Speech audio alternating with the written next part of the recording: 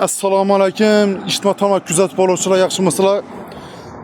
İna bu sentrimiz Talavayı şunun işörende ina köprü yıkıldı. Birden yaş balalar ötüp ben bilmeydi. Ötse bana düşse yıkılıp bir bala şikayet boluş mümkün. Bunu kim karıydı? Karıdan adam var mı?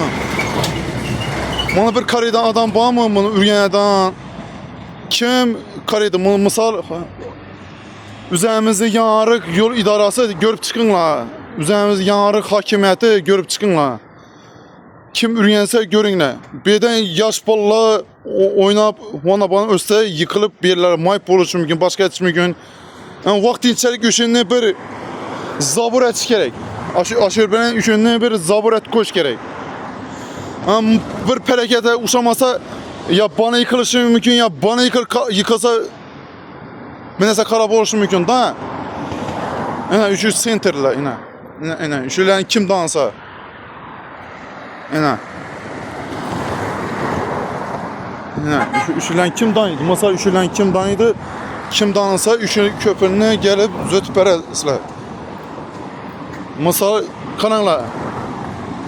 Şu köprüne üçünü kananla. Üçünü zabur netip bekleş gerek. Zabur bilen bekleş gerek. Keyin asası benim zabur bilen bekleş gerek. Mesela kariyeler oluşu mümkün, yaş balla oluşu mümkün.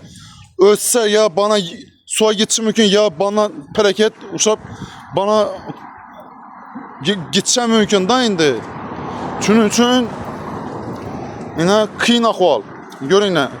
Üşürü gitti, üşünü kaçan zötemiz. Şimdi kadırdarla indi, karanla bunu kim zötedi? Kim görüp paradan olsa, kim zöteden olsa görüp paranla yine. Müteseddi rakberler, sekti rakberleri, üzerimizi yanarık, yol idarası teşkilatları, yine üşüden yap taşanlar üşünden zöterinçe üşüden ponni yap taşanlar üç köpaplan stalayın yan başında da, üç köpürünü yap taşanlar, üşülen dana adam bolsa üşülen, dan duran adamlar bolsa üşülen, yine dan duran adamlar bolsa üşülen, senterini. Üşünü yap taşanlar sıradan, iltimas sıradan. Ayvenden yap taşaş gerek, benden yap taşaş gerek. Birini ta zöt bolinçe.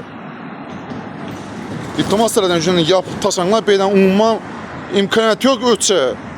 Kıyın. Zabur yok. Bana tüketici mümkün bala. Kim bolsam giyişte. Şunun için ibeden zabur tartıp, zabur bilen yapış gerek şunu. Ürgeninle. Bir mana.